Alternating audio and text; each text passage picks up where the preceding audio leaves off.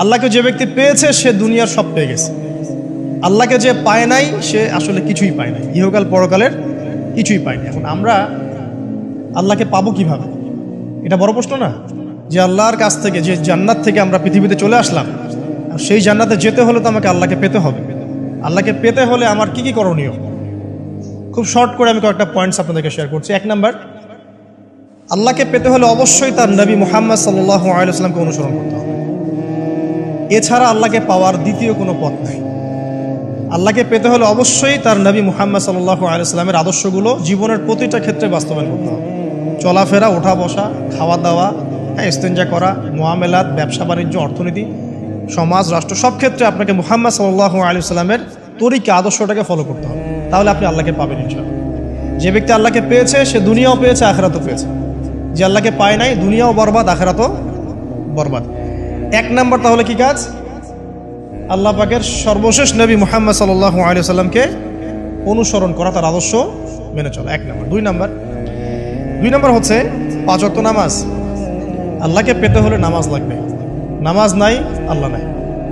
ওয়াস্তাঈনু বিস-সাবরি ওয়াস-সালাহ, তোমরা সবর এবং সালাতের মধ্য দিয়ে আল্লাহর সাহায্য প্রার্থনা করো। আমরা এই জন্য নামাজে বলি ইয়াকা না'বুদু ওয়া ইয়াকা নাস্তাঈন, আমরা শুধু আপনারই ইবাদত করি এবং আপনার কাছেই সাহায্য প্রার্থনা করি। আল্লাহকে পেতে হলে নামাজের কোনো বিকল্প নাই। যে ব্যক্তি নামাজ পড়ে না, আল্লাহর সাথে তার কোনো সম্পর্ক নেই, নো কানেকশন। আপনি যে কোনো কিছু চাচ্ছেন, সেজদায় পড়ে আল্লাহর সামনে আত্মসমর্পণ করেই চাইতে হবে। ওয়াসজুদ ওয়াক্তারিব, আল্লাহ পাক কি বলেছেন? সেজদা করো, নিকটবর্তী হও। তো ব্যাখ্যা অনেক করা যায়। নামাজ না পড়লে কিন্তু মানুষ কুফরিতে লিপ্ত হয়। যে ব্যক্তি মান তারাকা সালাতান মুতাআম্মিদান ফাকাদ কাফারা, যে ব্যক্তি সালাতকে অস্বীকার করে, ফরজ নামাজকে অস্বীকার করে, সে ব্যক্তি কিন্তু কুফরিতে চলে যায়। ঠিক আছে? তারপরে বাইনা রাজুলি ওয়া বাইনা শিরকি ওয়াল কুফরি তারকুস সালাহ, একজন মুমিন বান্দা এবং অমুসলিমদের মধ্যে পার্থক্যই নামাজ।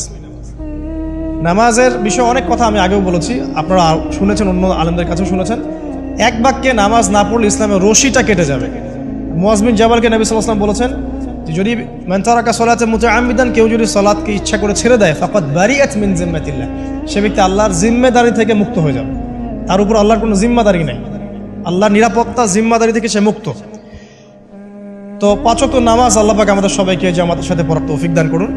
এর পাশাপাশি নফল নামাজ বাড়িয়ে দেওয়ার তৌফিক দান করুন, এবং স্পেশালি তাহাজ্জুদের নামাজ যদি পারেন 2 রাকাত হলেও নিয়মিত তাহাজ্জুদের নামাজ পড়ার তৌফিক আল্লাহ পাক আমাদেরকে দান করুন। আর নামাজের বাহ্যিকতা নিয়ে এত বেশি ঝগড়ায় যাবেন না।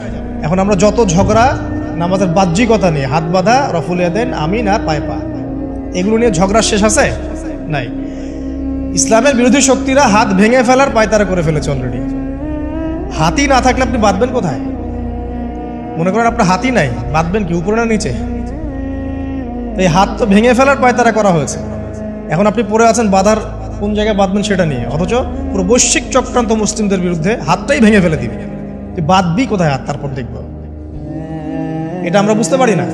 এটা বোঝার জন্য যে জ্ঞান, ইলম, নূর দরকার, তা তো নাই আমাদের মধ্যে। এই জন্য আপোষের ঝগড়া নিয়ে পড়ে আছে। যে ছোটোখাটো যে ইখতিলাফি মাসআলাগুলো চলে আসছে দীর্ঘদিন থেকে, এগুলোর কোনো সমাধানে আসতে পারবে না কিন্তু কেউ। পক্ষে বিপক্ষে কথা চলতেই থাকবে কিয়ামত পর্যন্ত, ওইগুলো নিয়ে আমরা ব্যস্ত আছি। তো আমি রিকোয়েস্ট করবো নামাজের আধ্যাত্মিকত্বের দিকে ফোকাস করেন। নামাজের আধ্যাত্মিকত্ব কি? আপনি আল্লাহর সামনে দাঁড়িয়েছেন, দুনিয়ার সাথে এখন আপনার কোনো সম্পর্ক, আপনি এবং আল্লাহ, মাঝখানে কিছু নাই। নামাজে যা পড়ছেন, সূরা ফাতিহা, অন্যান্য সূরা, রুকু, তাসবিহ, সিজদা, তাশাহুদ, দরুদ, অর্থ বোঝার চেষ্টা করেন এবং অর্থের দিকে ফোকাস করেন, আল্লাহকে পাবেন ইনশাআল্লাহ। সিজদায়, রুকুতে যখন যাচ্ছেন, আপনি চিন্তা করেন যে আপনি মহাবিশ্বের মহা শক্তিধর আল্লাহ রাব্বুল আলামিনের সামনে মাথা নত করেছেন। আপনি চিন্তা করেন যে আল্লাহ আপনাকে দেখছেন। এখন যখনই মানুষ নামাজে দাঁড়ায়, আল্লাহ পাক তার দিকে দৃষ্টি নিবদ্ধ করেন, এবং যখন মানুষ এদিক ওদিক তাকানো শুরু করে নামাজে, আল্লাহ পাক মুখ ঘুরিয়ে নেন। হ্যাঁ, নামাজে ওই যে আমরা যে ডিজিটাল নামাজ পড়ি না, এখন ডিজিটাল মানে 4 রাকাত নামাজ 4 মিনিটে শেষ। এক রুকু করলে সেজদা পাওয়া যায় না, সেজদার তাসবিহ পড়লে আবার এদিকে দেখা যায় যে দ্বিতীয় সেজদায় চলে গেছে অলরেডি ওঠার আগে। অনেক ক্ষেত্রে ইমাম সাহেবরাও খুব দ্রুত নামাজ পড়া, অনেক দ্রুত পড়া।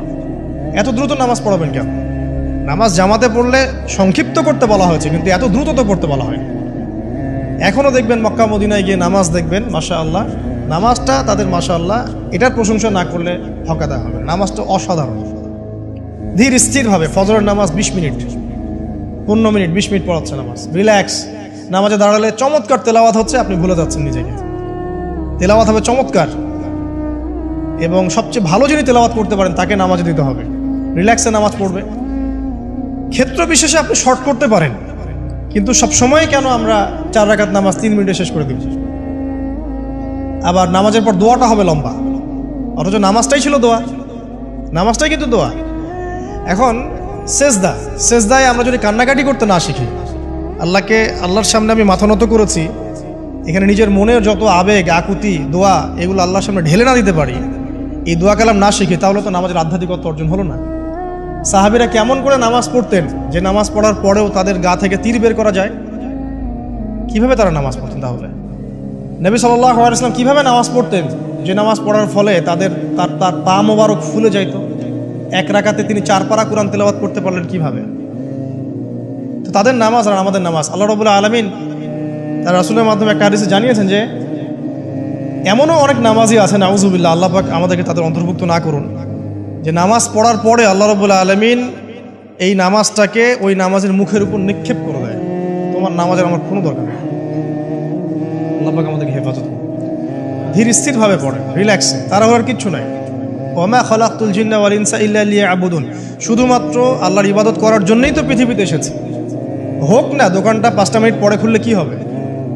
হ্যাঁ, জমিতে যান, জমিতে আধা ঘন্টা পরে গেলে কি হবে? যে আল্লাহ পাক আপনাকে বাঁচিয়ে রাখতে পারেন, সে আল্লাহ পাক আল্লাহর পথে সময় দিলে আপনাকে অফুরন্ত রিজিকও তো দিতে পারেন না? আপনি আল্লাহর হয়ে যান, বাকি সব আল্লাহ আপনার দায়িত্ব নিয়ে নেবেন। ইনশাআল্লাহ আপনি নিজে আল্লাহর হয়ে যান, আপনার সব কিছু দায়িত্ব কে নিয়ে নেবে? আল্লাহ নিয়ে নেবে। আল্লাহ পাক আমাদেরকে ধীর স্থিরভাবে আধ্যাত্মিকত্ব অর্জন করে নামাজ পড়ার তৌফিক দান করুন। দেখুন, আল্লাহকে পাওয়ার সবচেয়ে সেরা মাধ্যম কি? নামাজ। তার আগে বলেছি নবী সাল্লাল্লাহু আলাইহি ওয়াসাল্লামের অনুসরণ। আল্লাহকে পাওয়ার তৃতীয় একটা মাধ্যম বলে দিই আমি, সওম বা রোজা রাখা। অল্প সময় ঘুরিয়ে নিচ্ছি, সওম বা রোজা রাখা। রোজা কেন আল্লাহকে পাওয়ার মাধ্যম জানেন? কারণ রোজা রাখা অবস্থায় আমরা কিন্তু গোপনে পানাহার করি না, করি? আমরা রোজা রেখেছি, গোপনে কিন্তু পানি খেতে পারি, কেউ দেখবে না। গোসল করছেন, আপনি পানি খেতে পারেন, কেউ দেখবে না। লুকিয়ে লুকিয়ে আপনি কিন্তু খাবার খেতে পারেন, কেউ দেখবে না, বাসায় কেউ নাই দেখার, কিন্তু আপনি খান না। আপনি সবর করেন, সহ্য করেন, একদম সূর্যাস্তের সময় গিয়ে আপনি ইফতার করেন। এই যে কাজটা আপনি কেন করেন? কারণ আপনি ফিল করেন যে আল্লাহ আপনাকে দেখছেন। কেউ আপনাকে দেখুক না দেখুক, আল্লাহ আপনাকে দেখছেন। এটাই হচ্ছে ইহসান, এটাই হচ্ছে আল্লাহ পাকের মারিফতকে উপলব্ধি করা। আল্লাহ রাসূল সাল্লাল্লাহু আলাইহি ওয়াসাল্লাম বলেছেন, ইহসান হচ্ছে আনতা আবুদাল্লাহ কাআন্নাকা তারা, তুমি এমনভাবে আল্লাহর ইবাদত করবে যেন তুমি আল্লাহকে দেখছো। ওয়া ইল্লাম তাকুন তারাহু ফাইন্নাহু ইয়ারাক, তুমি আল্লাহকে দেখতে না পারলেও বিশ্বাস করবে আল্লাহ তোমাকে দেখছেন। এটা রোজা রাখলে উপলব্ধি হয় না যে আল্লাহ আমাকে দেখছেন? এটা হচ্ছে আল্লাহকে পাওয়ার মাধ্যম। এই জন্য রমাজানের রোজা অবশ্যই রাখবো ইনশাআল্লাহ। পাশাপাশি এই যে সোমবার, বৃহস্পতিবার, এই যে মাসে 3 দিন আইয়ামে বীজের সওম আছে, 13, 14, 15, আরাফার সওম, আশুরার সওম বা নফল সওম, এগুলো রাখার অভ্যাস করলে আল্লাহকে পাওয়া যাবে ইনশাআল্লাহ। আল্লাহ পাক আমাদেরকে বেশি বেশি সওম রাখার তৌফিক দান করুন। এবং আমাকে, আপনাদের সবাইকে বিগত জীবনে আমরা যারা বিভিন্ন সময় সওম রাখি নাই বা রাখতে পারি নাই, বিভিন্ন সালাত পড়ি নাই, করতে পারি নাই, এগুলোকে হিসেব করে আদায় করার তৌফিক আল্লাহ পাক দান করুন। আমিন। 4 নম্বর একটা মাধ্যম বলে দিই আল্লাহকে পাওয়ার, সেটা হলো তিলাওয়াতে কোরআন। কোরআন তেলাওয়াত যে যত বেশি করবে, অর্থ উপলব্ধি করে পড়বে, সে আল্লাহ পাককে চাক্ষুষ পাবে ইনশাআল্লাহ। মানে আল্লাহ রাব্বুল আলামিন একটা চিঠি দিয়েছেন, মনে করেন আপনাকে, আপনার একজন, কথার কথা এক্সাম্পল দিচ্ছি, যে আপনার কোনো একজন বন্ধু আছে অনেক দূরের কোনো দেশে, তা আপনি তাকে দেখেনও নাই, আপনি তাকে চিনেনও, মানে আপনি তার চেহারা দেখেন নাই, তাকে চিনেন না, তার সাথে যোগাযোগের মাধ্যম হচ্ছে আপনার চিঠি বা মেসেজ, ঠিক আছে? এখন সে আপনাকে কিছু মেসেজ পাঠালো, এই মেসেজের মধ্যে সে কিছু ইনস্ট্রাকশন দিয়েছে যে এইগুলো করতে হবে, এগুলো করতে হবে, বা আপনার প্রতি ভালোবাসার ইজহার করছে। মানে এই মেসেজটা যদি আপনি পড়তে পারেন, তাহলে আপনি আপনার বন্ধুর সাথে একটা কানেকশন তৈরি করলেন না? বুঝতে পারছি না? আচ্ছা, এখন সমস্যা হচ্ছে কি, আমরা ওই মেসেজটা পড়তেই পারি না। আমরা তো কোরআনটা পড়তেই জানি না, তাহলে মেসেজটা পাবো কিভাবে? আর যারা পড়তে জানি সেই ভাষাটা বুঝি না। এখন ওই বন্ধু মনে করেন চিঠি লিখেছে বাংলা ভাষায়, আর আপনি বাংলা পড়তে জানেন না, তাহলে কি পারবেন উপলব্ধি করতে তার মনের ভাব, সেই বন্ধুর আবেগ, ভালোবাসা, প্রেম আপনি কি উপলব্ধি করতে পারবেন? লিখেছে সে উর্দু দিয়ে বা ইংরেজিতে, আপনি ইংরেজি বোঝেন না, ইংরেজি লিখতে পারেন না, তাহলে কি আপনি তার চিঠি বুঝতে পারবেন? এখন আমরা যেহেতু আরবি বুঝি না, এই কারণে কোরআনের মধ্যে কি বলেছেন আল্লাহ রাব্বুল আলামিন আমরা উপলব্ধি করতে পারছি। আমি কি বুঝাতে পারছি? তো কোরআন শুধুমাত্র তিলাওয়াত করা যথেষ্ট নয়। তিলাওয়াত করলে আপনি প্রত্যেক হরফে 10 নেকি পাবেন, কোনো সমস্যা নাই, কিন্তু ওই মেসেজটাকে উপলব্ধি করতে হলে আপনার অর্থটা জানতে হবে। অর্থ জানলে পরে আপনি দেখবেন আল্লাহকে আপনি চাক্ষুষ সামনে পাচ্ছেন ইনশাআল্লাহ। আপনি হতাশ হয়েছেন, হতাশা দূর করার জন্য সূরা আছে কোরআন। বিপদে পড়েছেন, বিপদ দূর করার সূরা আছে কোরআন। আপনার রিজিকের সমস্যা কাটানোর সূরা কোরআনে আছে। হাজতের প্রয়োজন, সূরা ইয়াসিন, হাজতের সূরা চলে আসে। অসুস্থ হয়েছেন, শেফার সূরা কোরআনে আছে। বা কাউকে জিন টোনা করা হয়েছে, বান টোনা করা হয়েছে, ওর শেফাও কোরআনে আছে। এমন কোনো বিষয় নাই যেটা আল্লাহ রাব্বুল আলামিন কোরআনের মধ্যে নাজিল করেন নাই। ব্যবসা করতে চান, কোরআন কথা বলবে, ঠিক আছে? আপনি সামাজিক বিষয়ে ডিল করতে চান, সূরা হুজুরাত কথা বলবে। আপনি ইতিহাস ভালোবাসেন, কোরআনে ইতিহাস দিয়ে ভর্তি করা আছে। আপনি কাব্য ভালোবাসেন, কবিতা পড়তে ভালোবাসেন, কোরআনের মধ্যে কবিতা দিয়েও ভর্তি আছে। আর রহমান আল্লামাল কোরআন খালাকাল ইনসান, এখানে ছন্দ আছে না? প্রত্যেকটা ছন্দ, ওয়ান নাজমি ইযা হাওয়া মা দাল্লা সাহিবুকুম ওয়া মা গাওয়া ওয়া মা ইয়ানতিকু আনিল হাওয়া, ছন্দ আছে না? আপনি উপন্যাস ভালোবাসেন, কোরআনে অনেক উপন্যাস আছে। যা চান তাই পাবেন। এক কথায় আপনি আল্লাহকে পাবেন কোরআনের মধ্য দিয়ে। কোরআনের সাথে যার সম্পর্ক যত বেশি, আল্লাহর মারেফত সে তত বেশি পাবে ইনশাআল্লাহু আজ্জা ওয়া জাল। 4টা বলেছি না? 5 নাম্বার হচ্ছে হজমরা করা। হজমরা আল্লাহ পাক আমাদের সবাইকে বেশি বেশি করার তৌফিক দেখ। হজ এবং ওমরা এমন কিছু কাজ আছে যে কাজগুলো সরাসরি আপনার সাথে আল্লাহ পাকে কানেকশন করা হবে। আরাফার মাঠে যাবেন, ওই মাঠে কি কিয়ামত হবে না? আল্লাহকে চিনতে পারবেন এখানেই। তারপরে যে সাই করেন না, সাফা মারওয়া সাই করে, ওখানে গেলে আপনি বুঝতে পারবেন যে কিভাবে ইসমাইল আলাইহিস সালামকে পানি দেওয়ার জন্য তার মা হাজরা এখানে দৌড়াদৌড়ি করেছে। বাইতুল্লাহ দেখবেন, আপনি চিনবেন যে আল্লাহর তাওহীদ কি জিনিস। চোখে দেখার সাথে সাথে আপনার ভিতরে এমন একটা ফিলিংস আসবে যেটা ভাষায় প্রকাশ করা যাবে না। চোখে দেখার সাথে সাথে এমন একটা ফিলিংস আসবে, আপনাকে আমি এটা ভাষায় প্রকাশ করে বোঝাতে পারবো না। আপনি জানবেন ইব্রাহিম আলাইহিস সালাম এবং তার ছেলে ইসমাইল আলাইহিস সালাম বাপ বেটা মিলে রাজমিস্ত্রি কাজ করেছে। এটা আপনি জামজাম কূপ দেখবেন, পানি পান করবেন, আল্লাহকে চিনতে পারবেন। এই কূপ তো অলৌকিক, এই কূপের মতো কূপ নাই পৃথিবীতে, এর পানি কখনো শেষ হয় না। এবং এই পানি খেয়ে মানুষ বেঁচে থাকতে পারে, খাবারের দরকার হবে না। দীর্ঘদিন পর্যন্ত এই পানি খেয়ে মানুষ বেঁচে থাকতে পারবে, খাবারের প্রয়োজন হয় না। তো এই পানির মধ্যে এমন কিছু উপাদান আছে যেটা মানুষের শরীরের রোগগুলোকে শেফা দিয়ে দিবে ইনশাআল্লাহ তাআলা আল্লাহর হুকুমে। তো প্রত্যেকটা কাজে রাসূল সাল্লাল্লাহু আলাইহি ওয়াসাল্লাম শহরে গেছেন মদিনায়, ওই মদিনার বাতাসটা আপনাকে বলে দিবে যেটা এটা একটা অন্যরকম শহর, ঠিক আছে? রাসূল সাল্লাল্লাহু আলাইহি ওয়াসাল্লামের রওজায় যাবেন, সামনে দাঁড়াবেন, আপনি আল্লাহকে চিনতে পারবেন। আপনি আর পৃথিবীতে থাকবেন না, অন্য জগতে চলে যাবেন। ওই যে বাকিউল গারকাত আছে, সাহাবীদের কবরস্থান জান্নাতুল বাকি, ওখানে ঢুকবেন, আপনার কাছে মনে হবে যে পৃথিবীটা আসলে কিছুই না। পৃথিবীর সবচেয়ে সেরা মানুষগুলো এই মাটির নিচে শুয়ে আছে। ওখানে আপনাকে খুবই তুচ্ছ মনে হবে তাদের সামনে। এই যে মানে বিভিন্ন জায়গায় গিয়ে আল্লাহকে চিনতে পাওয়া, এটা সবচেয়ে ভালো হয় হজ এবং উমরাতে গিয়ে। আল্লাহ পাক আমাদেরকে তৌফিক এনায়েত করুন, আমিন। তো এটা একটা আল্লাহকে পাওয়ার নিদর্শন। যাদের হজ ফরজ হয়ে গেছে অবশ্যই হজ করে ফেলবেন, আর যাদের সামর্থ্য আছে তারা বেশি বেশি উমরা করবেন। নবী সাল্লাল্লাহু আলাইহি ওয়াসাল্লাম বলেছেন, এক হজ পরের হজের মধ্যে যত গুনাহ মাফ করিয়ে দেয়, এক উমরা পরের উমরার মধ্যে যত গুনাহ সেগুলোকে মাফ করিয়ে দেয়। আল্লাহ পাক আমাদেরকে এই আমলগুলো করার তৌফিক এনায়েত করুন। 6 নাম্বার বলছি জিকির। আল্লাহ পাকের জিকির বাড়াতে হবে। যে আল্লাহ পাকের জিকির যত বেশি করবে, সে আল্লাহ পাকের মারিফত তত বেশি উপলব্ধি করবে, আল্লাহকে পাবে ইনশাআল্লাহ। আর এই জিকির করার জন্যে ওযুও শর্ত নয়, জানেন? আল্লাহর জিকির করার জন্য কিন্তু ওযু শর্ত নয়। আপনি মনে মনে চলতে ফিরতে অলওয়েজ সুবহানাল্লাহ, আলহামদুলিল্লাহ, আল্লাহু আকবার, লা ইলাহা ইল্লাল্লাহ, আস্তাগফিরুল্লাহ করতেই থাকতে পারেন। কষ্টের কিছু আছে? খালি জবান চলবে।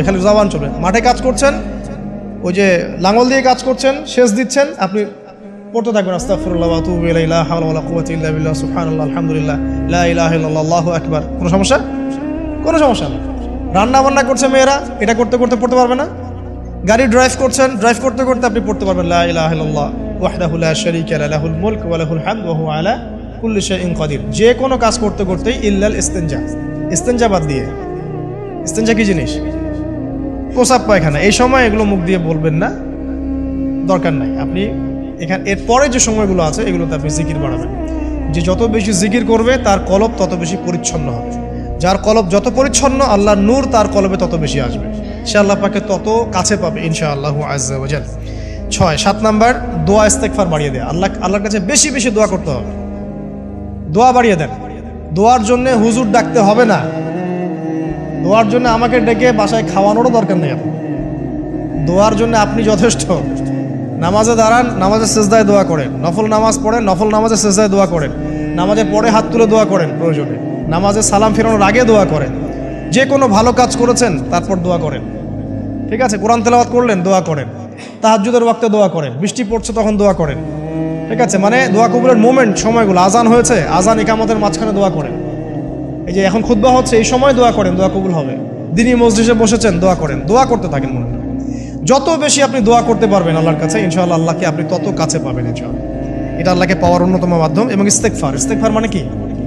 তওবা করা। আস্তাগফিরুল্লাহাল্লাযী লা ইলাহা ইল্লা হুয়াল হাইয়ুল কাইয়ুম ওয়া আতুবু ইলাইহি, এটা বেশি বেশি পড়বেন। দিনে কমপক্ষে 70 বার বা 100 বার পড়ার চেষ্টা করবেন। আল্লাহ পাক তৌফিক দান করুন। কয়টা বলেছি ভাই? 7টা।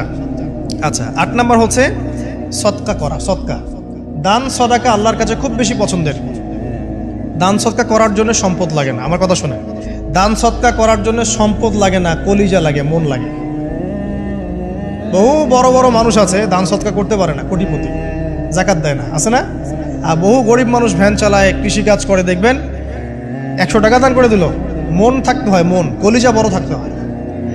তো যাদের কলিজা বড়, মন বড়, তারা দান সদকা করতে পারবে ইনশাআল্লাহ। আর যার মন বড় সেখানেই তো আল্লাহ নূর আসবে। সংক্ষিপ্ত মনে, সংকীর্ণ মন, আল্লাহ নূর কোত্থেকে আসবে? কথা বুঝতে পারেন নাই? তো দান সদকা বাড়ান। আপনি 1 টাকা দান করেন, 5 টাকা দান করেন, হালাল রিজিক থেকে 1 টাকা দান করেন, সেটা আল্লাহর কাছে অনেক বেশি পছন্দের। একটা হাদিসে নবী সাল্লাল্লাহু আলাইহি ওয়াসাল্লাম বলেছেন, হালাল উপার্জন থেকে আল্লাহর বান্দারা যখন একটা খেজুরও দান করে, আল্লাহ পাক সেই একটা খেজুরকে আস্তে আস্তে বড় করতে থাকেন, বড় করতে থাকেন, বড় করতে থাকেন। এটা এক পর্যায়ে পাহাড়ের সমান হয়ে যায়। এবং কিয়ামতের মাঠে মানুষ তার দান এবং সাদাকার যে ছায়া, এই ছায়ার নিচে অবস্থান করবে। আপনার বিপদ হয়েছে, দান সদকা করেন, বিপদ দূর হয়ে যাবে ইনশাআল্লাহ। জটিল কোনো রোগ হয়েছে, কোনো ডাক্তার ট্রিটমেন্ট করতে পারছে না, সদকা করেন, রোগ ভালো হয়ে যেতে পারে ইনশাআল্লাহ। সদকার ব্যাপক ফজিলত আছে। সদাকা, দান সদাকা, দোয়া, এগুলো তাকদিরের যে বিপদ আপদগুলো আছে না, ঝুলে আছে, আমাদের তাকদিরে বিপদ আছে না অনেক, এগুলোকেও সরিয়ে দিতে পারে আল্লাহ। এই শক্তি আছে দোয়া এবং দান সদকার মধ্যে। আল্লাহ পাক আমাদেরকে বেশি বেশি সদাকা করার তৌফিক দান করুন, আমিন। আর সদাকা নফল না করতে পারলেও কমপক্ষে ফরজ জাকাতটুকু দিবেন, ফরজ জাকাতটুকু দিবেন। কারণ জাকাত, সদকা এবং ব্যবসা, এগুলো হচ্ছে ইসলামিক অর্থনীতির মূল ভিত্তি, এর সাথে কৃষিকাজ। আর দুটো বলে শেষ করে দেই। 9 নম্বর হচ্ছে আমর বিল মারুফ এবং নাহি আনিল মুনকারের কাজ করা, মানে সৎ কাজের আদেশ করা, মানুষকে অসৎ কাজে নিষেধ করা। এই কাজটা যে যত বেশি করবে সে তত বড় ব্যবসায়ী। কারণ কি, আপনার দাওয়াতে, আপনার লেকচার শুনে, আপনার বই পড়ে, আপনার নসিহত শুনে যদি একটা মানুষও দিনের পথে ফিরে আসে, ওই একটা মানুষের সারা জীবনের যে নেক কাজ, এই সমস্ত নেক কাজের একটা অংশ আপনি পাবেন। আবার আপনি কাউকে অন্যায় থেকে বারণ করেছেন, আপনার দাওয়াত শুনে কেউ সিগারেট ছেড়ে দিয়েছে, মাদক ছেড়ে দিয়েছে, জেনা ছেড়ে দিয়েছে, পণ ছেড়ে দিয়েছে, বা হারাম সুদ ছেড়ে দিয়েছে, ওই মানুষটা এখন সারা জীবন যত ভালো কাজ করবে, এই পুরো ভালো কাজের একটা অংশ আপনি পাবেন ইনশাআল্লাহ। এর চেয়ে বড় কিন্তু কোনো ব্যবসা নাই। এই কাজটা করলে আল্লাহ পাকের রহমত নেমে আসে, আর এই কাজটা ছেড়ে দিলে আল্লাহ পাকের গজব নেমে আসবে। যখন মানুষ ন্যায়ের আদেশ এবং অন্যায় নিষেধ ছেড়ে দিবে, আল্লাহর গজব নেমে আসবে।